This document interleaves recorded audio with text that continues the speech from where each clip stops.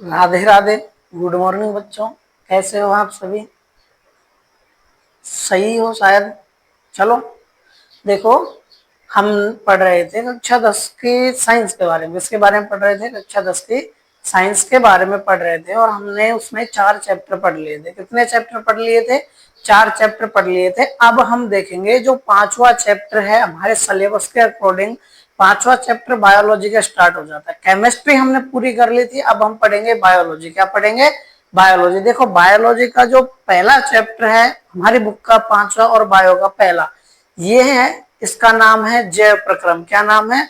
जैव प्रक्रम। देखो, जीवों के द्वारा जो भी कार्य किए जाते हैं अपने रखरखाव के लिए, अनुरक्षण के लिए, वही जैव प्रक्रम कहलाता है। इसको स्टार्ट करने से पहले देखो, देखते हैं कि जैव और अजैव के बारे में। किसके बारे में? जैव और अजैव के बारे में अंतर कर लेते हैं कि जैव और अजैव क्या होते हैं। तो देखो, जैव जिसे सजीव कहते हैं और अजैव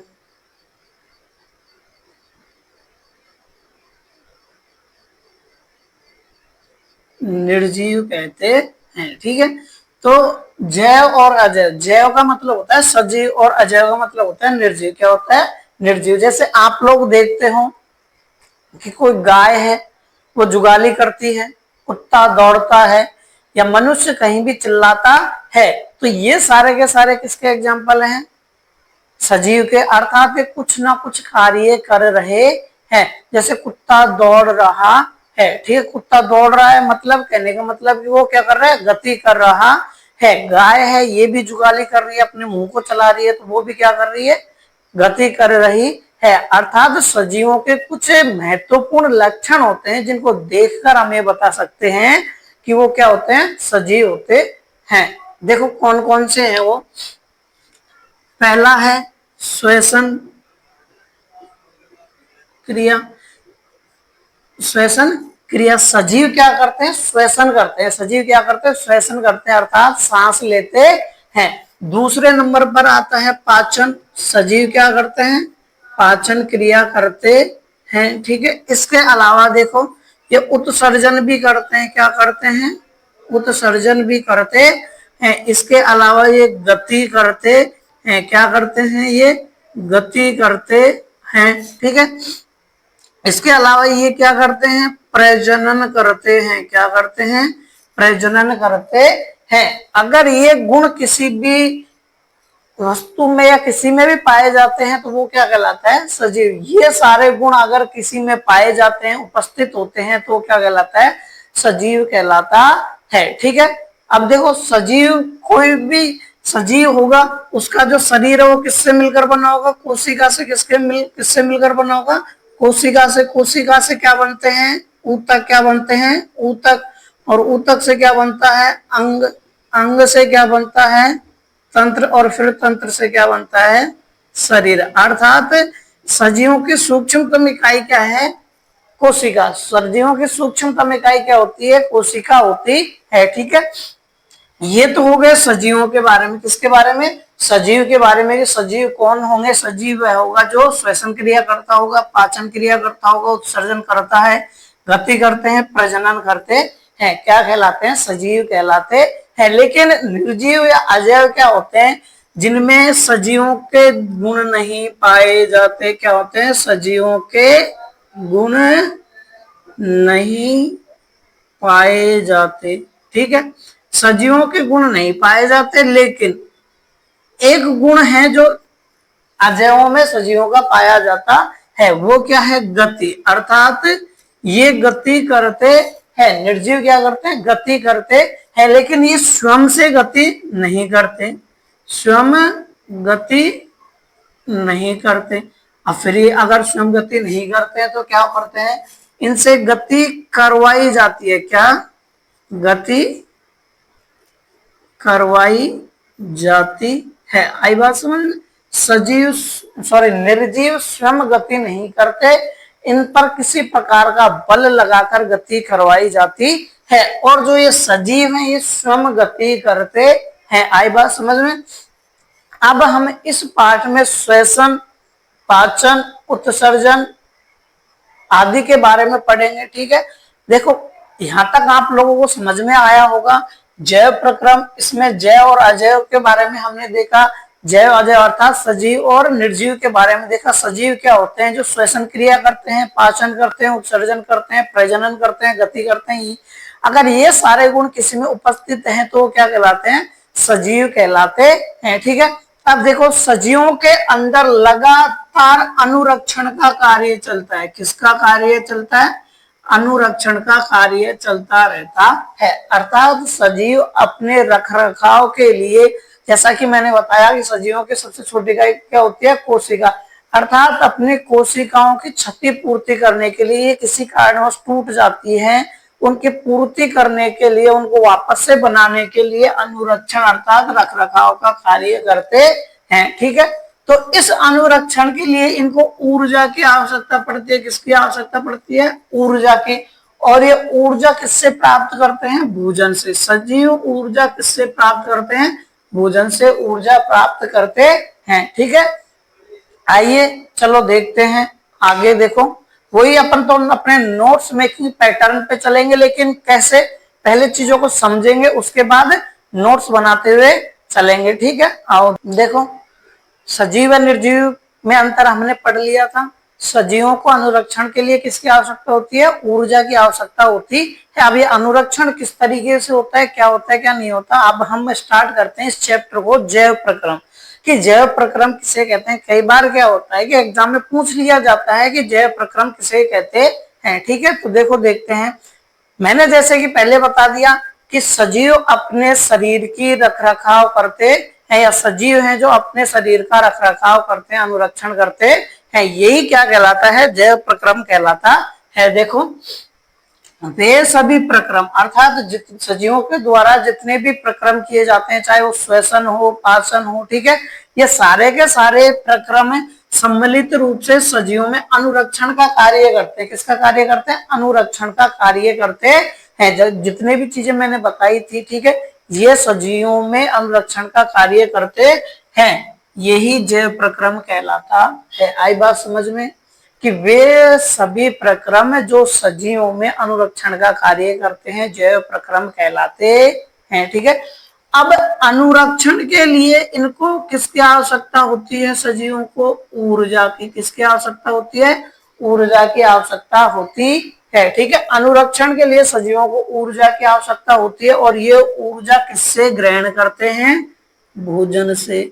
किससे ग्रहण करते हैं? ये भोजन से ग्रहण करते हैं। आओ देखो, ये अनुरक्षण के लिए सजीवों को ऊर्जा की आवश्यकता होती है। किसकी आवश्यकता होती है? ऊर्जा की आवश्यकता होती है, या ऊर्जा की आवश्यकता पड़ती है, जिसे ये भोजन से ग्रहण करते हैं। जिसको अर्थात ऊर्जा को किससे ग्रहण करते हैं? ये भोजन से ग्रहण करते हैं। ठीक है, हम भोजन करते हैं, भोजन करने के बाद हमें क्या मिलती है? ऊर्जा। ठीक है, क्या मिलती है? ऊर्जा। अब देखो भोजन ग्रहण करते हैं अर्थात भोजन को शरीर के अंदर लेना, किसी भी जीव के द्वारा भोजन को शरीर के अंदर लेना क्या कहलाता है? पोषण कहलाता है। ठीक है, देखो भोजन को शरीर के अंदर ग्रहण करना ही पोषण कहलाता है। कोई भी सजीव है, ठीक है, उसके द्वारा भोजन को अपने शरीर के अंदर ग्रहण करना क्या कहलाता है? पोषण कहलाता है। ठीक है, अब हमने भोजन कर लिया, पोषण ग्रहण कर लिया, लेकिन हमें ऊर्जा किस प्रकार से मिलती है इसके बारे में देखते हैं। देखो भोजन ग्रहण करने के बाद जो सजीव हैं इनको श्वसन की आवश्यकता पड़ती है। किसकी आवश्यकता पड़ती है? श्वसन की। अर्थात ऊर्जा प्राप्त करने के लिए इनको अपने शरीर के अंदर ऑक्सीजन की जरूरत होती है। किसकी जरूरत होती है? ऑक्सीजन की। और ये ऑक्सीजन में जो सजीव है शरीर के अंदर किसके द्वारा ग्रहण करते हैं? श्वसन के द्वारा। ठीक है, तो देखो श्वसन क्या होता है, अब हम पढ़ेंगे श्वसन के बारे में। किसके बारे में पढ़ेंगे? श्वसन के बारे में। देखो शरीर के बाहर से ऑक्सीजन को ग्रहण करना। ठीक है, जितने भी सजीव हैं ये शरीर के बाहर से किसको ग्रहण करते हैं? ऑक्सीजन को ग्रहण करते हैं। क्या शरीर के अंदर से थोड़े करते हैं? नहीं करते। कहां से करते हैं?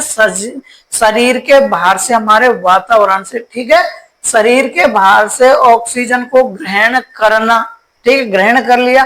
ग्रहण करने के बाद क्या होता है कि कोशिकीय आवश्यकता के अनुसार, अर्थात हमारी जो कोशिका है इसकी आवश्यकता के अनुसार खाद्य स्रोत, हमने जो भोजन ग्रहण किया था, खाद्य स्रोत था, ठीक है, खाद्य जो हमने ग्रहण किया था उसके विघटन में उपयोग करना ही श्वसन कहलाता है। बात समझ में आई? श्वसन किसे कहते हैं कि शरीर के बाहर से ऑक्सीजन को ग्रहण करना या वायु को ग्रहण करना, ठीक है, और कोशिका की आवश्यकता के अनुसार खाद्य स्रोत के विघटन में उपयोग करना क्या कहलाता है? श्वसन कहलाता है। या फिर सीधी सीधी डेफिनेशन और याद रख सकते हो कि वायु को शरीर के बाहर से ग्रहण करना और कार्बन डाइऑक्साइड को निकालना क्या कहलाता है? श्वसन कहलाता है। अब देखो,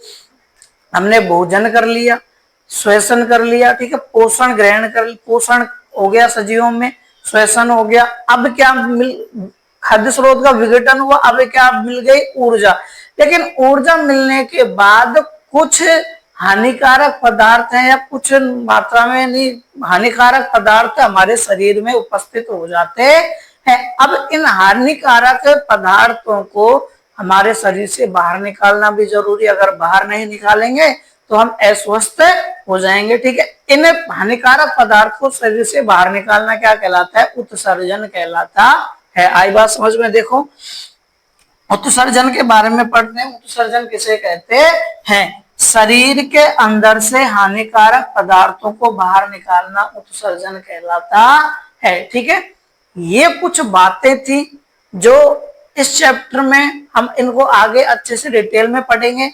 अक्सर ये परिभाषाएं पूछ ली जाती है, जैव प्रक्रम किसे कहते हैं, पोषण किसे कहते हैं, श्वसन किसे कहते हैं, उत्सर्जन किसे कहते हैं। तो यहाँ तक तो आप लोगों को समझ में आया होगा। हाँ, इससे पहले हम चैप्टर में आगे बढ़े, अभी तक मुझे पता है आप लोगों ने हमारे चैनल को सब्सक्राइब नहीं किया, लाइक और शेयर भी नहीं किया, इसलिए जल्दी से जल्दी वीडियो को लाइक, कमेंट और शेयर करते चलो।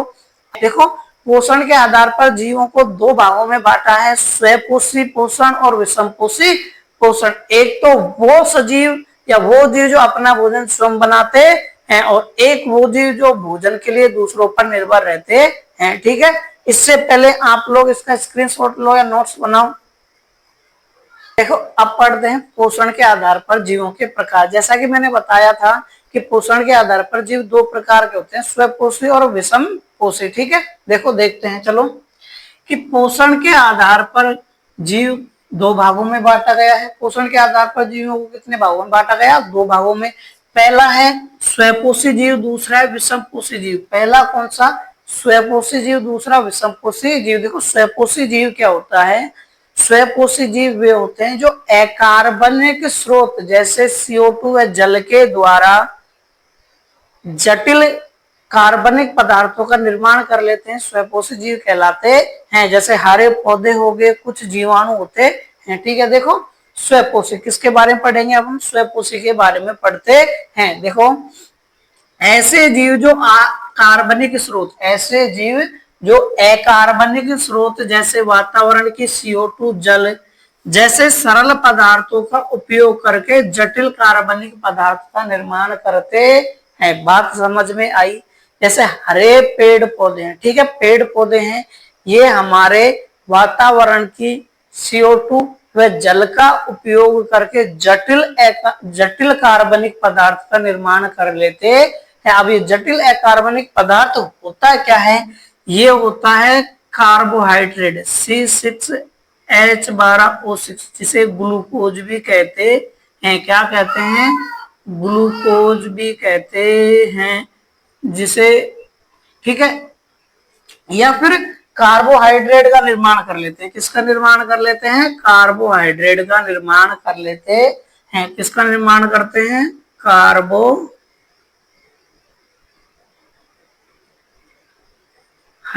का निर्माण कर लेते हैं। बात समझ में आई? ये क्या है? जटिल कार्बनिक पदार्थ। ये क्या है? जटिल कार्बनिक पदार्थ होता है। बात समझ में आई यहाँ तक कि स्वपोषी जीव क्या होते हैं?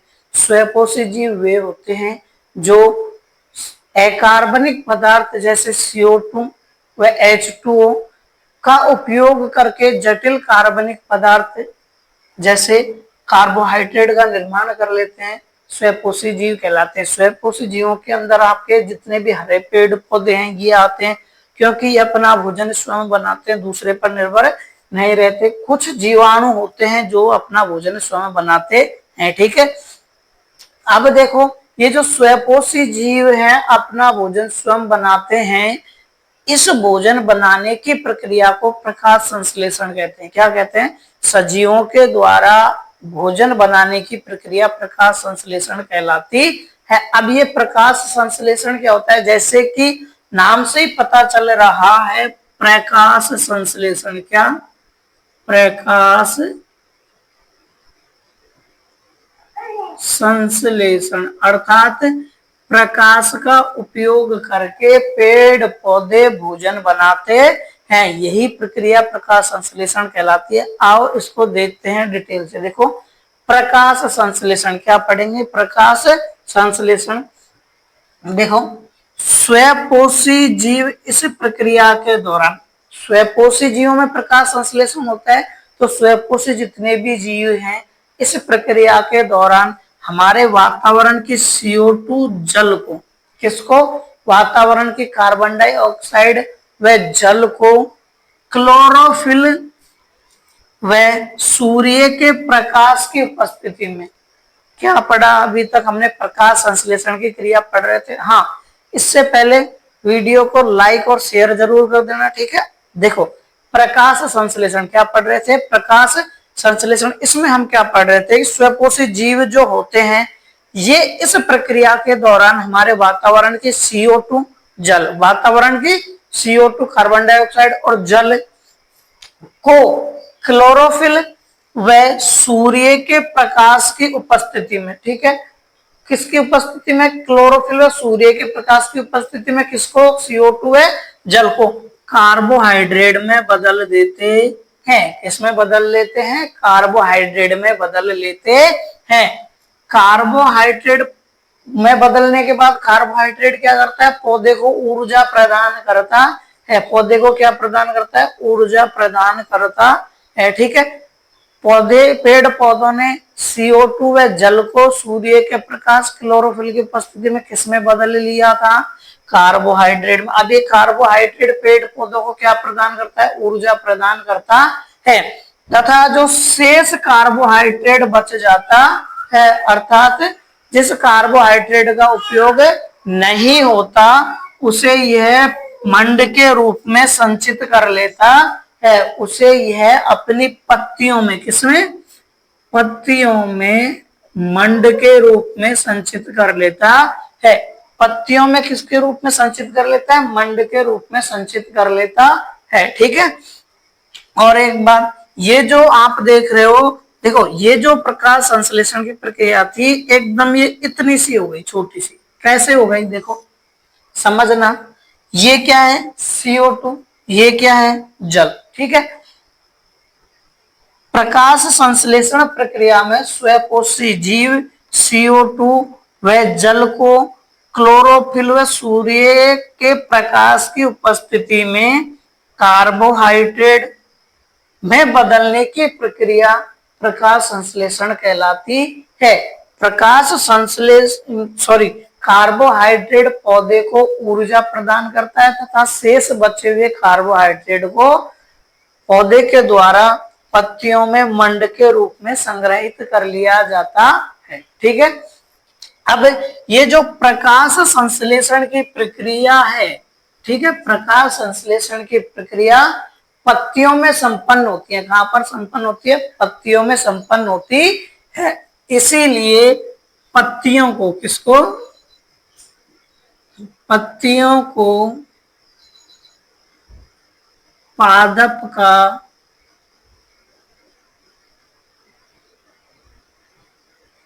रसोई घर भी कहा जाता है। क्या कहा जाता है? रसोई घर कहा जाता है। क्यों कहा जाता है? क्योंकि भोजन कहाँ बनता है? पेड़ पौधों में, पत्तियों में बनता है। इसीलिए पत्तियों को पादप का रसोई घर या फिर खाद्य फैक्ट्री, क्या खाद्य फैक्ट्री भी कहा जाता है। यहां तक बात समझ में आई? अगर आई तो वीडियो को लाइक और शेयर जरूर कर देना, ठीक है। अब ये जो हम पढ़ रहे हैं इनको नोट्स के रूप में बनाओ, जहां समझ में नहीं आती कमेंट करो कि ये वाली चीज समझ में नहीं आई, और भी अच्छे से बताने की कोशिश करूंगा।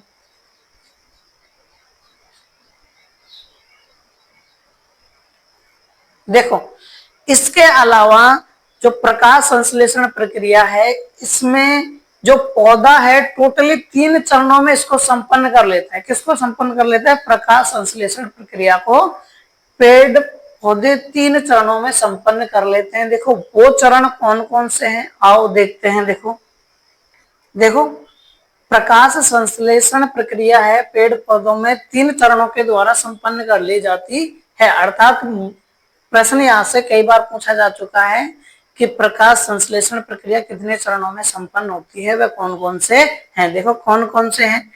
पहला चरण तो यह है कि प्रकाश ऊर्जा का क्लोरोफिल अणुओं द्वारा अवशोषण, कि पत्तियों के अंदर जो क्लोरोफिल उपस्थित होता है इसके द्वारा प्रकाश ऊर्जा को अवशोषित किया जाता है, ठीक है। पत्तियों के अंदर क्या होता है? छोटे छोटे छिद्र होते हैं जिन्हें रंध्र कहते हैं। इन रंध्रों के अंदर द्वार कोशिकाएं होती हैं, हरित लवक होता है, और हरित लवक की क्या है? ये आपका क्लोरोफिल होता है, ठीक है। इन क्लोरोफिल के द्वारा प्रकाश ऊर्जा को अवशोषित कर लिया जाता है, ठीक है। दूसरे नंबर पर क्या होता है कि जो जल था, जल जड़ के द्वारा ग्रहण किया गया था, जल के अणु हाइड्रोजन और ऑक्सीजन में टूट जाते हैं। जल के जो अणु है वो किस किस में टूट जाते हैं? हाइड्रोजन में और ऑक्सीजन में टूट जाते हैं। इसके अलावा प्रकाश ऊर्जा रासायनिक ऊर्जा में बदल दी जाती है। आई बात समझ में? पहला तो ये कि प्रकाश ऊर्जा को क्लोरोफिल के द्वारा अवशोषण करना, दूसरा ये जल का हाइड्रोजन व ऑक्सीजन में टूटना, ठीक है। इसी के साथ में प्रकाश ऊर्जा को रासायनिक ऊर्जा में बदलना। तीसरा है कार्बन डाइऑक्साइड के अपचयन से कार्बोहाइड्रेट का निर्माण। जो कार्बन डाइऑक्साइड है इसका जब अपचयन होता है, याद करो अपचयन व उपचयन, ऑक्सीजन का हटना, ठीक है, क्या बन जाता है? कार्बोहाइड्रेट। क्या बन जाता है? कार्बोहाइड्रेट बन जाता है। ये 3 चरण आपको समझ में आए। पहला चरण कौन सा? प्रकाश ऊर्जा का क्लोरोफिल अणु द्वारा अवशोषण, दूसरा जल के अणु हाइड्रोजन और ऑक्सीजन में टूटना, ठीक है। इसके अलावा प्रकाश ऊर्जा का रासायनिक ऊर्जा में बदलना, इसके अलावा कार्बन डाइऑक्साइड के अपचयन से कार्बोहाइड्रेट का निर्माण होना। इन 3 चरणों में जो पूरी की पूरी प्रकाश संश्लेषण प्रक्रिया है ये बच्चों क्या हो जाती है? समाप्त हो जाती है। अब यहाँ से एक बहुत प्यारा सा और खूबसूरत प्रश्न पूछा जाता है। प्रश्न क्या है वो ध्यान से सुनना। प्रश्न ये है कि रंध्र किसे कहते हैं? इनका खुलना व बंद होना किस प्रकार होता है? अर्थात रंध्र किसे कहते हैं, ये खुलते हुए बंद किस प्रकार होते हैं, चित्र सहित वर्णन कीजिए। ये प्रश्न बहुत बार पूछा जा चुका है। तो देखो देखो बच्चों, तो आपके सामने ये रहा स्क्रीन पर प्रश्न। देखो, हाँ अपनी तो स्क्रीन ही है ये। देखो रंध्र किसे कहते हैं, ठीक है। सबसे पहली बात प्रश्न ये पूछा गया है रंध्र किसे कहते हैं, इनके खुलने व बंद होने की क्रिया का वर्णन कीजिए या वर्णन करो, ठीक है। देखो रंध्र क्या होते हैं क्या नहीं होते हैं। आप लोगों ने देखा होगा कि जो पत्ती की एपिडर्मिस होती है, क्या होती है? एपिडर्मिस होती है, अर्थात ऊपरी परत होती है। इस पर कुछ हल्के हल्के छिद्र पाए जाते हैं जिन्हें क्या कहते हैं?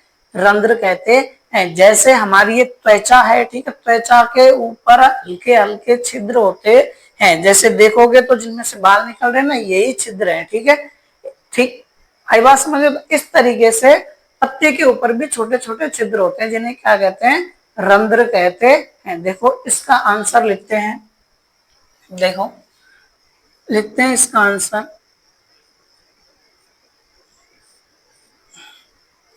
पत्ती की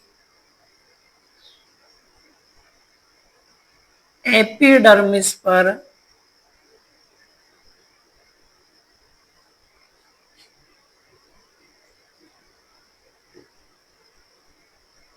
छोटे छोटे क्या होते हैं बेटा, बताओ। पत्ती की एपिडर्मिस पर छोटे छोटे छिद्र होते हैं, छिद्र होते हैं, जिन्हें रंध्र कहते हैं, जिन्हें क्या कहते हैं, रंध्र कहते हैं। पादप में गैसों का आदान प्रदान, गैसों का आदान प्रदान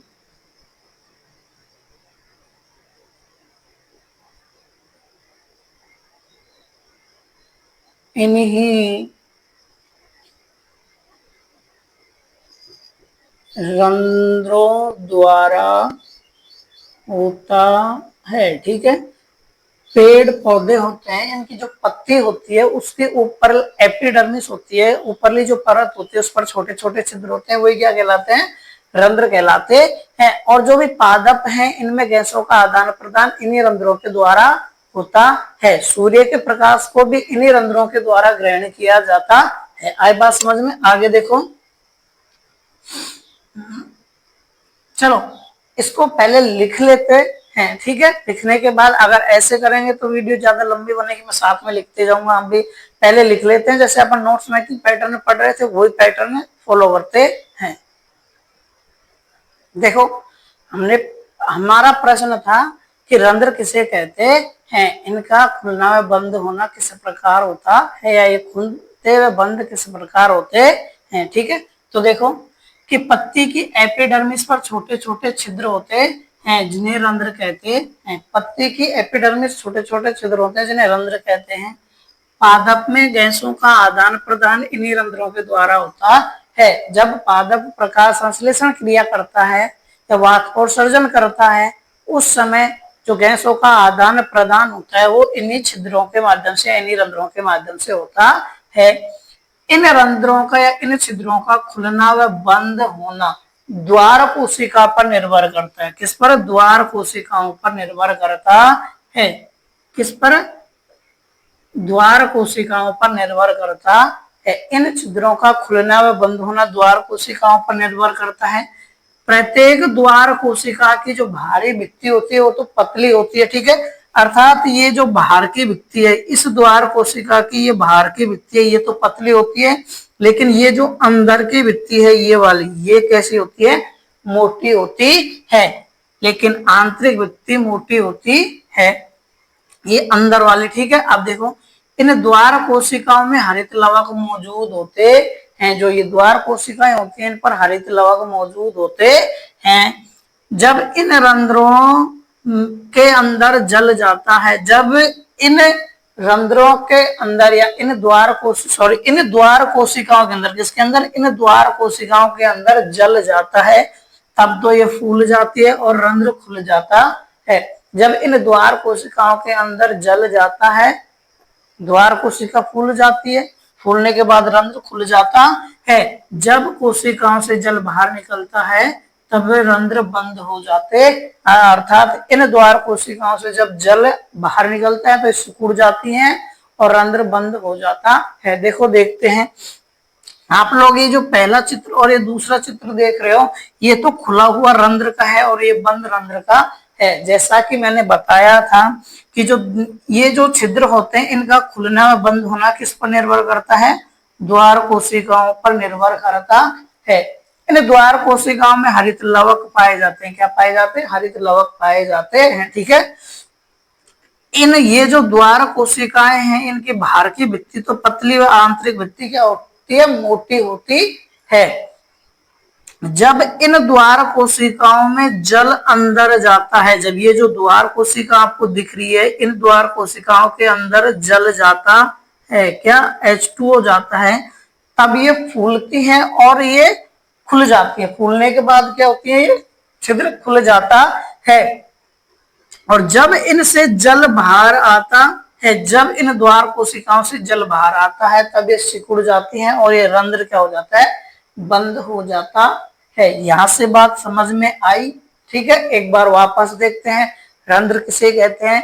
पत्ते की एपिडर्मिस पर छोटे छोटे छिद्र होते हैं जिन्हें रंध्र कहते हैं। इनका खुलना व बंद होना किस प्रकार से होता है? देखो, पेड़ पौधों में प्रकाश संश्लेषण के समय गैसों का आदान प्रदान इन्हीं रंध्रों के द्वारा होता है। पत्तियों में रंध्रों का खुलना व बंद होना द्वार कोशिकाओं पर निर्भर करता है। ठीक है, द्वार कोशिकाओं की बाहरी भित्ति पतली होती है, आंतरिक भित्ति मोटी होती है। द्वार कोशिकाओं पर हरित लवक होते हैं। जब इन द्वार कोशिकाओं के अंदर जल जाता है तब तो ये फूल जाती हैं और रंध्र खुल जाता है। ठीक है, और जब जल इन रंध्र द्वार कोशिकाओं से बाहर निकलता है, सिकुड़ जाती है द्वार कोशिका और जो छिद्र है वो क्या हो जाता है, रंध्र क्या हो जाता है, बंद हो जाता है। ये जो पूरा का पूरा प्रश्न है, ये वाला प्रश्न रंध्र किसे कहते हैं, खुलना बंद होना की क्रिया का वर्णन करो, इसका आंसर ये रहा। ये प्रश्न बहुत ही इंपॉर्टेंट है, कई बार तो पूछा जा चुका है। ठीक है, उतारो इसको।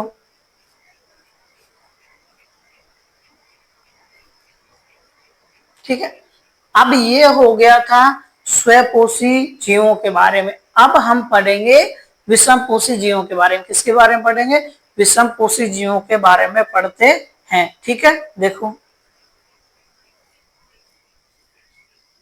अब हम पढ़ते हैं विषमपोषी के बारे में। किसके बारे में? विषमपोषी के बारे में। देखो, विषमपोषी के कौन से जीव होते हैं? विषमपोषी वे जीव होते हैं जो अपना भोजन दूसरे जीवों से प्राप्त करते हैं। किससे प्राप्त करते हैं बेटा?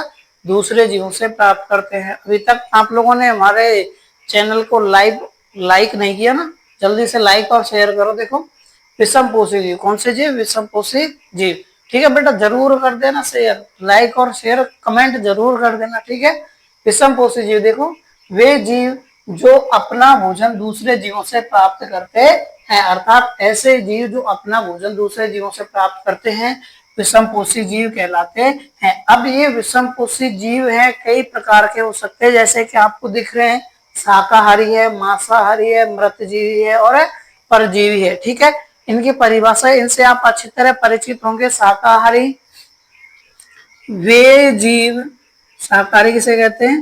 वे जीव जो केवल प्रकाश संश्लेषी जीवों को खाते हैं, अर्थात जो स्वपोषी जीवों को खाते हैं। एग्जाम्पल के लिए हिरण है, खरगोश है, बकरी है। ठीक है, ये शाकाहारी, अर्थात वे जीव जो प्रकाश संश्लेषी जीवों को अपना भोजन बनाते हैं, शाकाहारी कहलाते हैं। दूसरे नंबर पर आते हैं मांसाहारी। वे जीव जो मांस का भक्षण करते हैं, अर्थात मांस खाते हैं। मांस का क्या करते हैं बेटा? भक्षण करते हैं, मांसाहारी कहलाते हैं। एग्जाम्पल के लिए बताओ, शेर है, चीता है, ये दोनों के दोनों क्या है? मांसाहारी। क्या है? मांसाहारी। तीसरे नंबर पर आता है मृतजीवी। कौन से? मृतजीवी। वे जीव देखो क्या होते हैं मृतजीवी? वे जीव जो सड़े गले जीवों से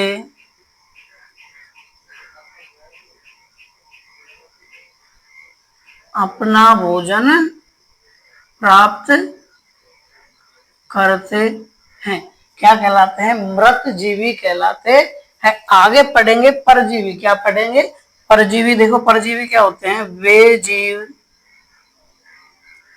जो दूसरे जीवों को बिना मारे, जो दूसरे जीवों को बिना मारे उनसे अपना भोजन प्राप्त करते हैं, परजीवी कहलाते हैं। परजीवी का एग्जाम्पल है अमरबेल, जू, फीताकृमि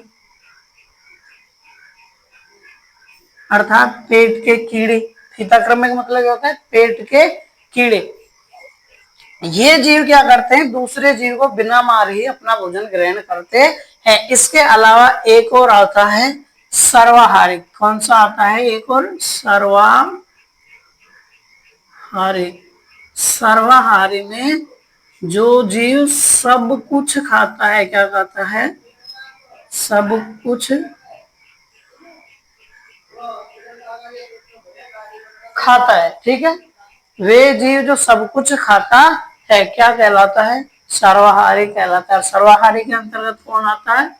मनुष्य स्वयं आता है। आई बात समझ में?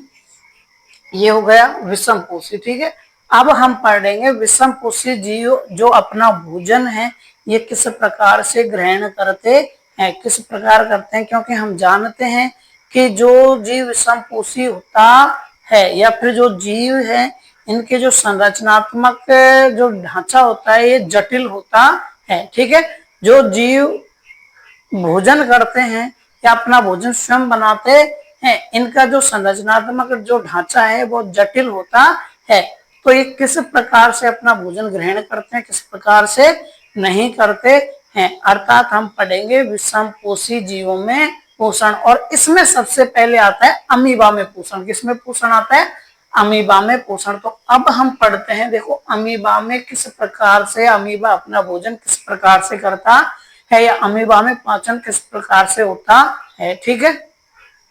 इससे पहले हमारे चैनल को लाइक और शेयर जरूर करना। नोट्स बनाओ। प्यारे प्यारे बच्चों, अब हम पढ़ेंगे अमीबा में पोषण। क्या पढ़ेंगे? अमीबा में पोषण। अमीबा किस प्रकार से भोजन करता है? देखो अमीबा के बारे में आप सब लोग जानते हो।